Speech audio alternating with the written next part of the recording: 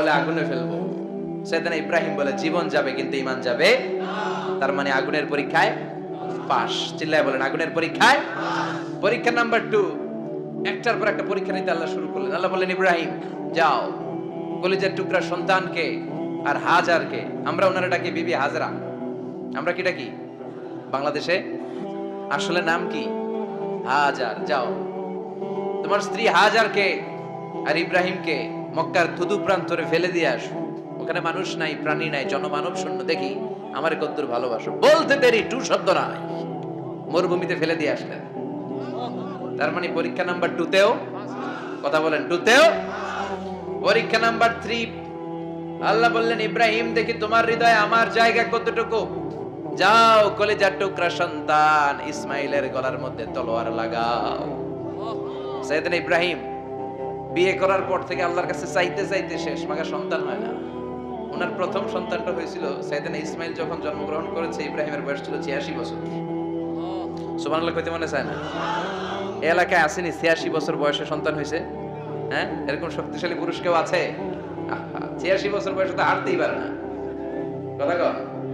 সাইয়েদনা ইসমাইলকে যখন আল্লাহ তাআলা সাইয়েদনা ইব্রাহিমকে উপহার দিয়েছেন, তখন সাইয়েদনা ইব্রাহিমের বয়স, চিল্লায় বলেন কত?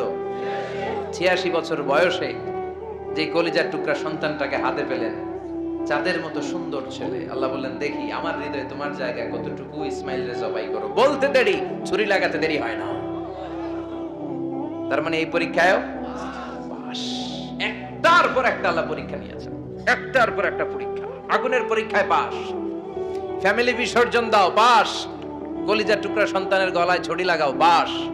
এবার আল্লাহ বললেন এরপর তোমার বড় দায়িত্ব দিব, তোমাকে হজ প্রোগ্রামের এমডি বানাই দিলাম, ম্যানেজিং ডাইরেক্টর অফ হজ। সুবহানাল্লাহ কইবেন না? আল্লাহ বললেন ইব্রাহিম বিশাল বড় কাফেলা বানাও, হজের আঞ্জাম দাও। সাইয়েদনা ইব্রাহিম বললেন আল্লাহ দুদুমরু প্রান্তর, জনমানব শূন্য, মানুষ নাই, পাখি নাই, কেউ নাই, কিভাবে আমি হজের আঞ্জাম দেব? আল্লাহ বললেন ইব্রাহিম হজ প্রোগ্রামের ম্যানেজারগিরি করতে চাইলে 3টা পেশা তোমাকে বেছে নিতে হবে। কয়টা? এই 3টা পেশা এর সমন্বয়ে তুমি হজের প্রোগ্রামের আঞ্জাম দিতে পারবে। পেশা নাম্বার 1 তোমার রাজমিস্ত্রির কাজ করতে হবে, পেশা নাম্বার 2 তোমার ঝাড়ুদারগিরির কাজ করতে হবে, পেশা নাম্বার 3 তোমার মুয়াজ্জিনগিরি করতে হবে। সুবহানাল্লাহ কইবেন না? وَإِذْ يَرْفَعُ إِبْرَاهِيمُ الْقَوَاعِدَ مِنَ الْبَيْتِ وَإِسْمَاعِيلُ رَبَّنَا تَقَبَّلْ مِنَّا إِنَّكَ أَنْتَ السَّمِيعُ الْعَلِيمُ। সাইয়েদনা ইব্রাহিম আর কলিজার টুকরা সন্তান ইসমাইলকে নিয়ে রাজমিস্ত্রির কাজ শুরু করে দিলেন। আল্লাহু আকবার। কাবা ঘর ভেঙে চুরমার, বাপ বেটা মিলে রাজমিস্ত্রির কাজ, পাথর কেটে কেটে বাপ বেটা মিলে কাবা ঘর বানায়। পেশা নাম্বার 1 শেষ। পেশা নাম্বার 2 ঝাড়ুদারগিরি। পেশা নাম্বার 2 কি? আল্লাহ বললেন তাহহিরা বাইতিয়া লিত-তাইফিনা ওয়াল আকিফিনা ওয়ার রুকআইস সুজুদ।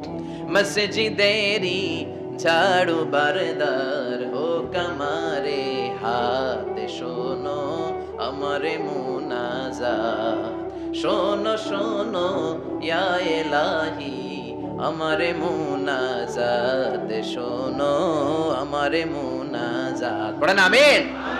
আল্লাহ বললেন তাহহিরা পরিষ্কার করো, মানে ঝাড়ু দাও, বাইতি আমার কাবা ঘর, লিত-তাইফিনা তাওয়াফকারীদের জন্য, ওয়াল আকিফিনা ইতিকাফকারীদের জন্য, ওয়ার রুকআইস সুজুদ রুকুকারীদের জন্য, সিজদাকারীদের জন্য। ঝাড়ু দাও।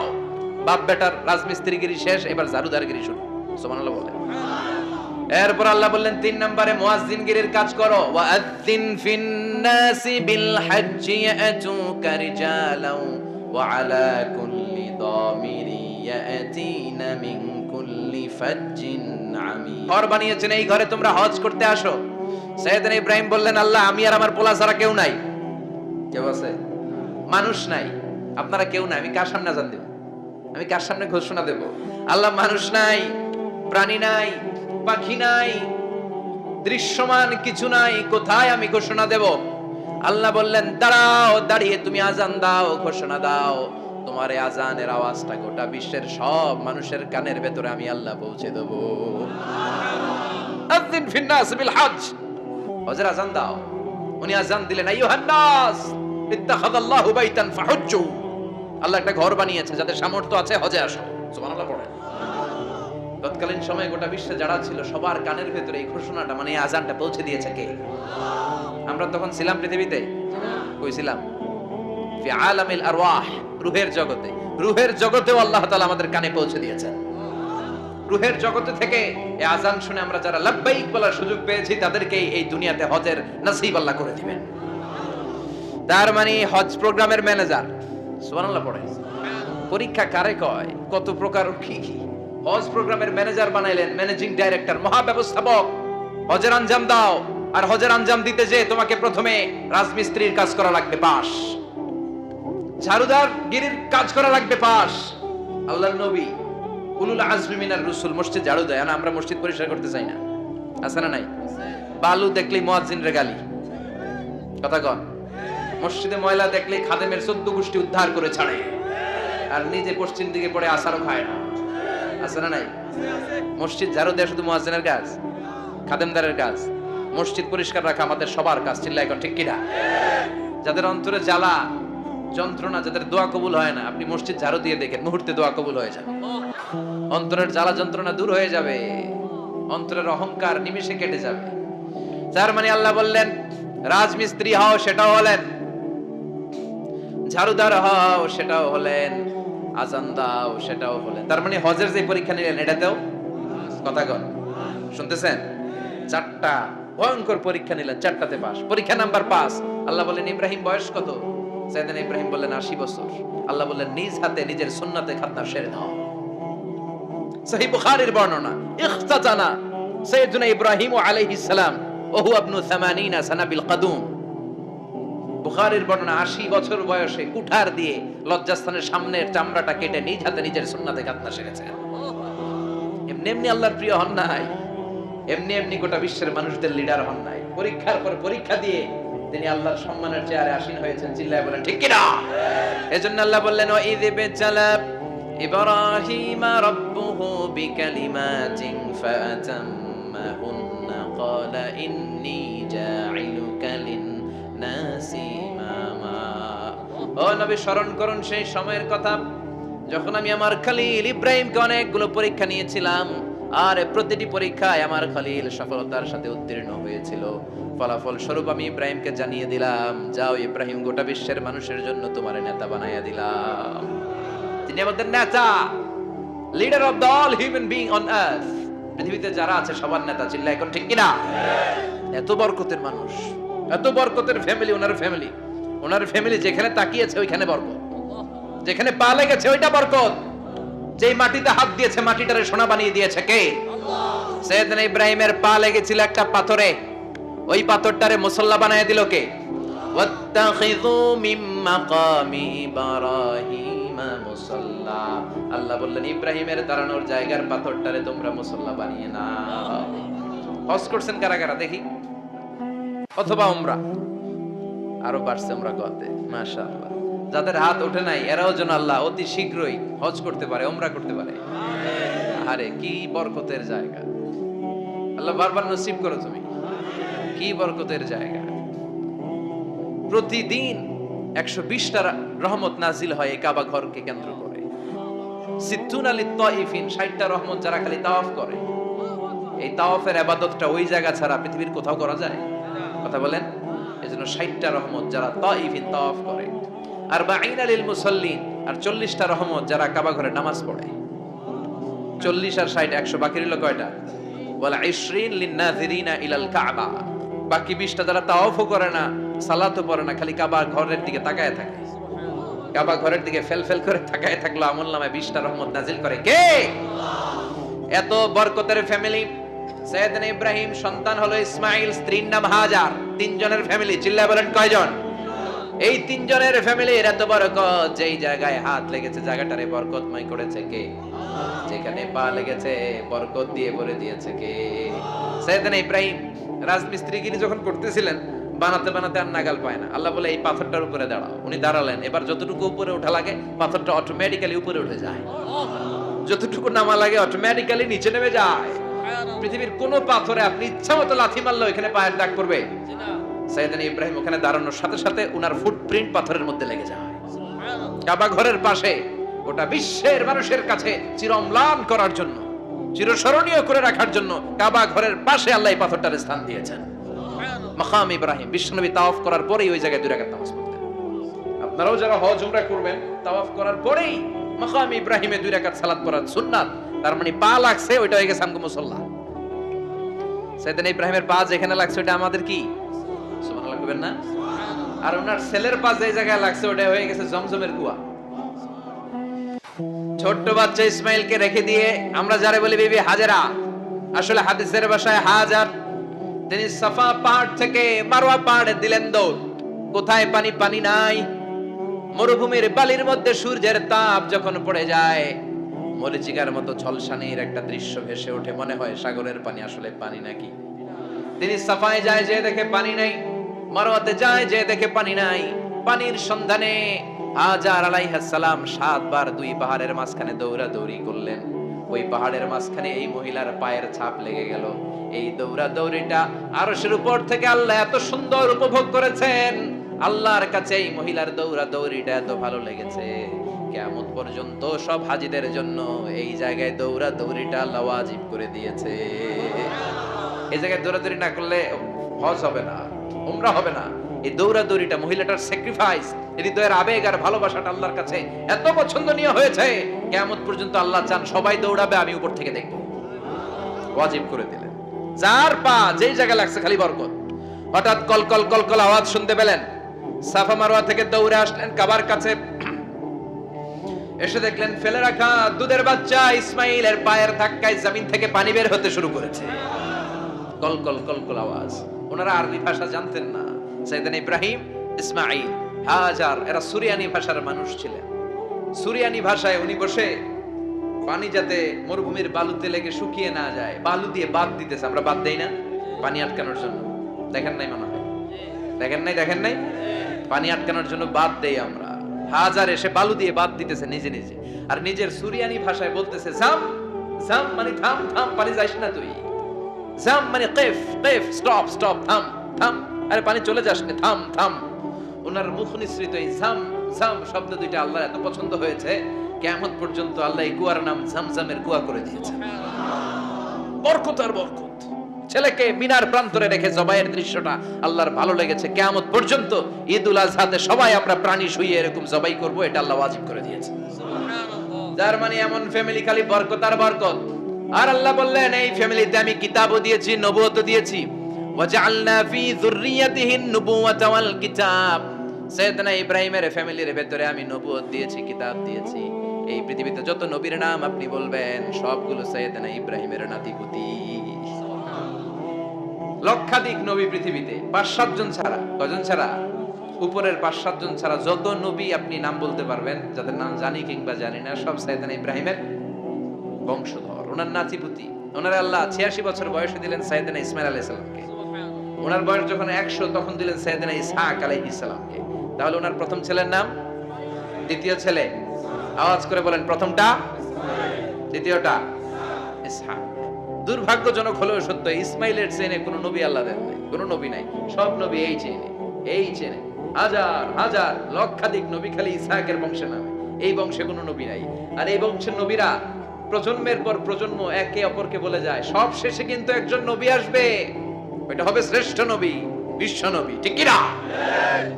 একের পর এক নবুয়ত আল্লাহ এই চেনে দিলেন। ইসহাকের চেইনে, সাইয়েদনা ইসমাইলের চেইনে কোনো নবী নাই। এত নবী এখানে এসেছে, এরা ভেবেই নিয়েছে ওই যে শেষ নবী, যেটা শ্রেষ্ঠ নবী, এটাও এখানেই আসবে। কিন্তু আস্তে আস্তে হাজার হাজার লক্ষাধিক নবী আল্লাহ এইখানে পাঠিয়ে সাইয়েদনা ঈসা আলাইহিস সালামের পরে আল্লাহ স্টপ মেরে দিলেন। স্টপ মেরে দিয়ে 570 বছর পরে শ্রেষ্ঠ নবীটারে আল্লাহ এই চেনে পাঠিয়ে দিলেন। এজন্য আমরা হচ্ছি বানি ইসমাইল। আমরা কি? বিশ্বনবী হচ্ছেন বানি ইসমাইল, বিশ্বনবী কি? আর এরা হচ্ছেন বানি Israil. Changing the leadership from বানি ইসরাইল টু বানি ইসমাইল।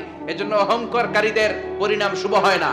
এরা নবী পেতে পেতে এই প্রজন্ম অহংকারী হয়ে উঠেছিল আর গালি দিচ্ছিল এই চেইনটা আটকুরা চেইন, নবী আসার দিক থেকে এই চেইনে কোনো নবী নাই, সব নবী এই চেইনে আমরা পাই, আর শ্রেষ্ঠ যে নবীটা আসবে সেটাও এই চেইনে আসবে। আল্লাহ কয় না, আমি খেলা উল্টায় দিব, সব নবী এখানে পাঠালেও শেষ নবী আমি এখানে পাঠাবো না।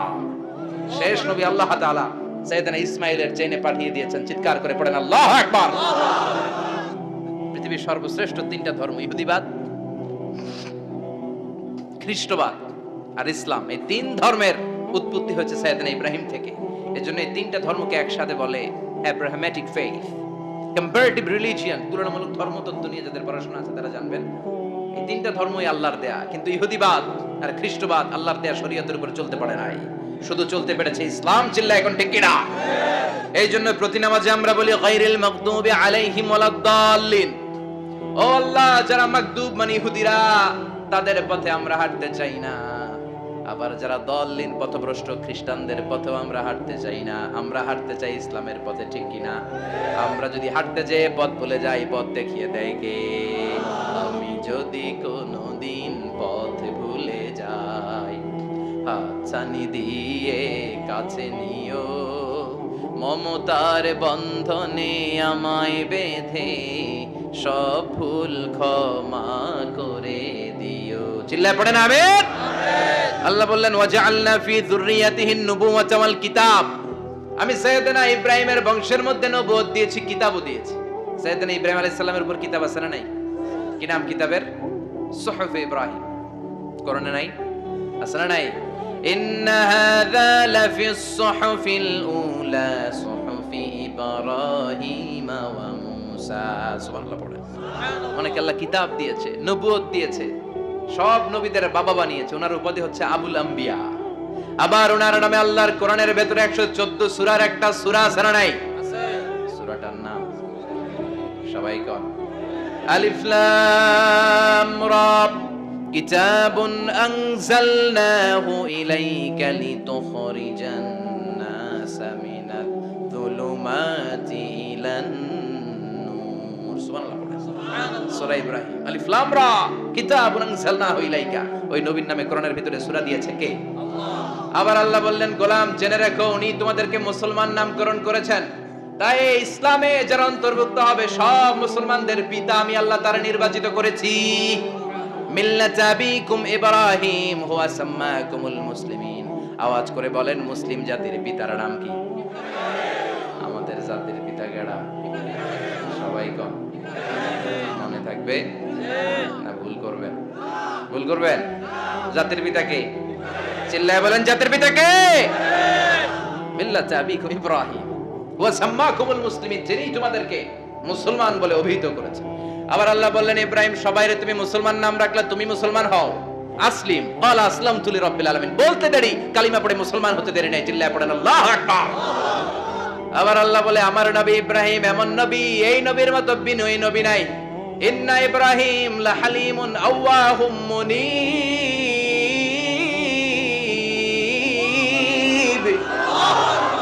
ইন্না ইব্রাহিম লাহালিম আওয়াহ মুনীব। এই নবী সহনশীল নবী। সুবহানাল্লাহ পড়েন। সহনশীলতার কোনো অভাব নাই, যেটার অভাব আমাদের মধ্যে সবচেয়ে বেশি। কথা কম। আমাদের বাংলাদেশীদের মধ্যে সহনশীলতার অভাব আছে না নাই? নিজে যেই দল করি এটাই ভালো, বাকি সব কালা। আছে না নাই? আমি তাবলীগ করি তো আমি ভালো, বাকি সব বাতিল। আমি জামাত ইসলাম করি তো আমি হক, বাকি সব বাতিল। আমি আহলে হাদিস তো আমি সেরা, আমার মতো সেরা কেউ নাই। এরকম অসহনশীল মানসিকতা আছে না নাই? নিজে যেটা বুঝি এটাই ভালো, বাকিরা কেউ ভালো না, বাকি কেউ ভালো না। আহা কি ভয়ঙ্কর অবস্থা। কিন্তু সাইয়েদনা ইব্রাহিমের অভ্যাস সেটা ছিল না, উনি সহনশীল ছিলেন। আমাদের বাংলাদেশে দেখেন কত ইসলামিক দল, কত পীরের মুরিদ, কত পীর। এই দেশে যত পীর, অনেক দেশে জনগণ এত নাই।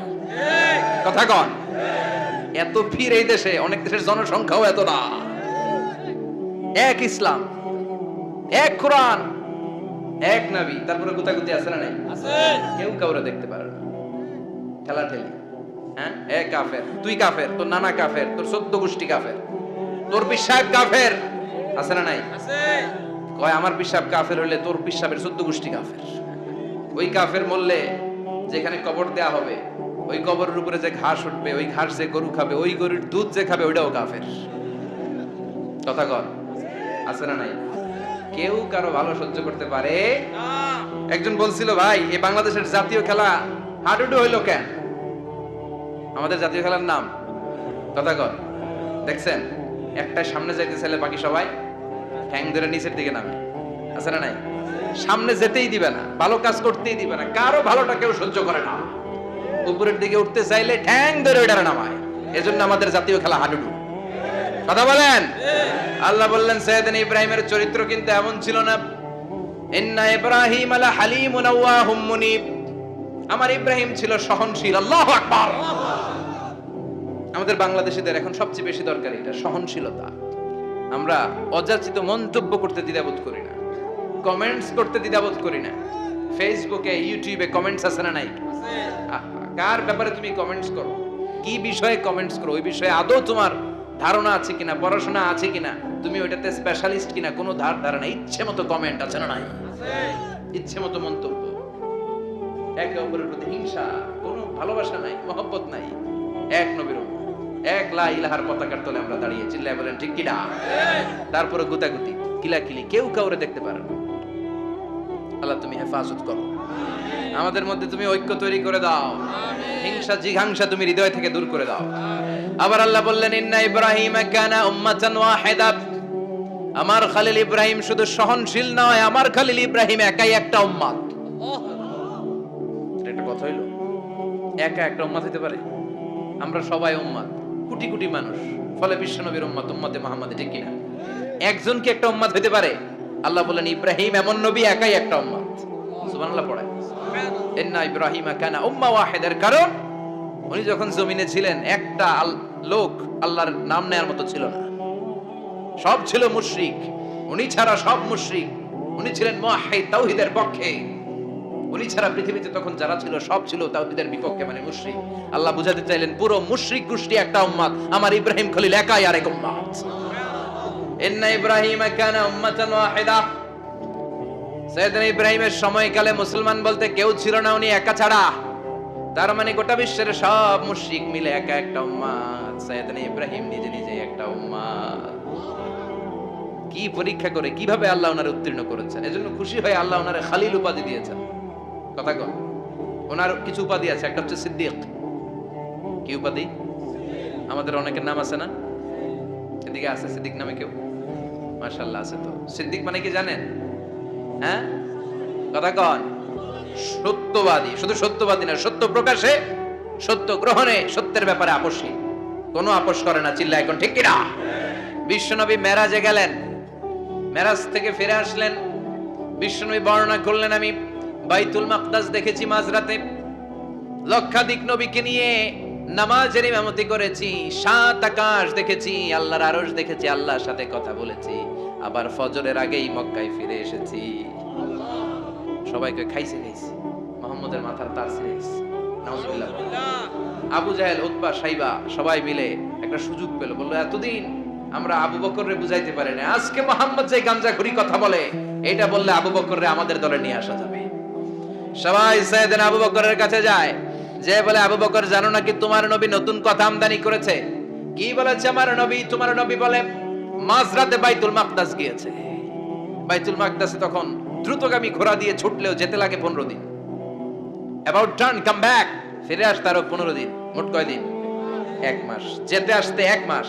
তোমার নবী মাঝরাতে নাকি বাইতুল মুকাদ্দাসে ইমামতি করছে, 7 আকাশ ঘুরেছে, আল্লাহর আরশ দেখেছে, আল্লাহর সাথে কথা বলেছে, আবার ভোর হওয়ার আগে নাকি মক্কার জমিনে ফিরে এসেছে। আবু বকর বললেন আসলেই কি আমার নবী এই কথা কইছে? সবাই এক বাক্যে বলে হ্যাঁ, তোমার নবী মুহাম্মদ এই কথা বলেছে। আবু বকর দ্ব্যর্থহীন কণ্ঠে ঘোষণা করে দিলেন, আমার নবী যদি এই কথা বলে থাকে, আমার নবী সত্য বলেছে। সত্য বলেছে, তিনি কখনো মিথ্যা বলতে পারে? বিশ্ব নবী খুশি হয়ে গেলেন, সাইয়েদনা আবু বকরের জন্য দোয়া করে দিলেন, আর বললেন আবু বকর আনতা লাস্তা আবু বকর ফাকাত, আজকে থেকে তুমি শুধু আবু বকর নও, আজকে থেকে তুমি আবু বকর as-সিদ্দিক। সিদ্দিক, সত্য গ্রহণে, সত্য প্রকাশে, সত্য মানার ক্ষেত্রে আপোষী, কোনো আপোষ নাই। চিল্লা এখন ঠিক কিনা? সে আল্লাহ বললেন ওয়াযকুর ফিল কিতাবি ইব্রাহিম ইন্নাহু কানা সিদ্দিকান নাবিয়্যা। ও নবী, আপনার এই কোরআনের ভেতরে আমার খলিলের নামটা রাখেন, কারণ আমার খলিল যেন তেন কোন নবী নয়, সাধারণ পয়গম্বর নয়, আমার নবী ইব্রাহিম হলো সিদ্দিক, সত্য প্রকাশে আপোষহীন। এজন্য আল্লাহ খুশি হয়ে ওনার একটা টাইটেল দিলেন, টাইটেলটা হলো খলিল। ওয়াত্তাখাযাল্লাহু ইব্রাহিমা, চিল্লায় বলেন ওয়াত্তাখাযাল্লাহু ইব্রাহিমা, আমি ইব্রাহিমকে খলিল বানিয়েছি। খলিল মানে দোস্ত। খলিল মানে কি? আল্লাহ দুনিয়ার একজনের দোস্ত ডাকে। কি মজার ব্যাপার, কেমন লাগে তার কাছে শুনতে, সুবহানাল্লাহ কইবেন না? ওনারে বানাইলেন খলিল আর বিশ্বনবীরে বানাইলেন হাবিব। সুবহানাল্লাহ পড়েন। বাপ বেটা সব নিয়ে গেছে। সাইয়েদনা ইব্রাহিম হচ্ছেন বাবা আর বিশ্বনবী ছেলে। বিশ্বনবীর অনেক উপরের পুরুষ হচ্ছে সাইয়েদনা ইব্রাহিম। তো এটা পরদাদা না, বাবা না? বিশ্বনবী বলতেন আনা দাওয়াতু আবি ইব্রাহিম, আমি নবীরে বেনাসানাসি করব, আমি তো ইব্রাহিম আলাইহিস সালামের দোয়ার ফসল। উনি যদি মক্কায় দাঁড়িয়ে দোয়া না করতেন আমার বিশ্বনবীর জন্ম হতো না। সুবহানাল্লাহ পড়েন। এজন্য বাবা হলো খলিল, ছেলে হলো হাবিব। খলিল মানেও বন্ধু, হাবিব মানেও বন্ধু। খলিল মানে এমন বন্ধু যেই বন্ধু আল্লাহরে খুশি করার জন্য কাজ করে, আর হাবিব মানে এমন বন্ধু যারে খুশি করার জন্য আল্লাহ নিজে কাজ করে। কার পাওয়ার বেশি? হাবিবের কয়েক ডিগ্রি বেশি। সুবহানাল্লাহ পড়েন। তার মানে বাপ বেটা, বাবা হলো খলিল, ছেলে হলো হাবিব। এই বাপ বেটার মধ্যে অনেক বিষয়ে মিল আছে না নাই? হাদিস কোরআনে খুঁজলে আপনি অনেকগুলো মিল পাবেন। আজকে 7টা মিলের কথা শোনাবো। সাইয়েদনা ইব্রাহিম আলাইহিস সালাম আর বিশ্বনবীর মাঝে 7টা মিল খুঁজে পাওয়া যায়। চিৎকার করে বলেন কয়টা? 7টা। শুনবেন? কষ্ট হচ্ছে? ঘুমে ধরছে? রাত তো অনেক হয়ে গেল, সর্বনাশ 11টা। হ্যাঁ শুনবেন? কতক্ষণ? সারা রাত? তাকবীর পড়া যাবে? হ্যাঁ জোরে না আস্তে? ভাগাভাগি করে দেন। শুরুতে বিবাহিতরা দেন, তারপর অবিবাহিতরা দেন, তারপর সবাই দেন। দিবেন? বিবাহিত কারা কারা আসছেন দেখি? ঘটনা কি? অবিবাহিত নাই এলাকায়? হ্যাঁ কম, মাশাআল্লাহ। তো বরকতের এলাকা, আলহামদুলিল্লাহ। দেখি অবিবাহিত কারা কারা আসছে? এগুলো আইলো কই থেকে আবার? 2 হাত করে তুলছে না? এক হাত, এক হাত। ঠিক আছে, মাশাআল্লাহ। শুরুতে বিবাহিতরা দেন, এরপর অবিবাহিতরা দিয়েন। শুরুতে বিবাহিতরা রেডি হন। আমি লিল্লাহি তাকবীর বললে আল্লাহু আকবার। গলা ধার দিতেছে অনেকে। বিবাহিতরা রেডি? দেখবো কাদের পারফরম্যান্স কেমন হয়। বিবাহিতরা পড়েন লিল্লাহি তাকবীর। অনেক আওয়াজ, সংখ্যায় বেশি এরা। এবার অবিবাহিতদের পালা। হ্যাঁ অবিবাহিতরা রেডি?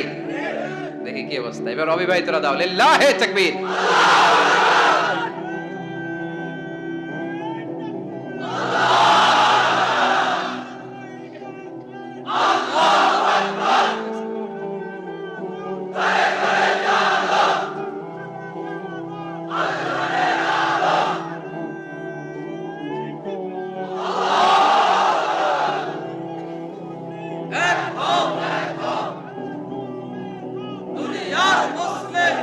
মাশাআল্লাহ। সবাই মিলে 3টা পড়েন লিল্লাহি তাকবীর।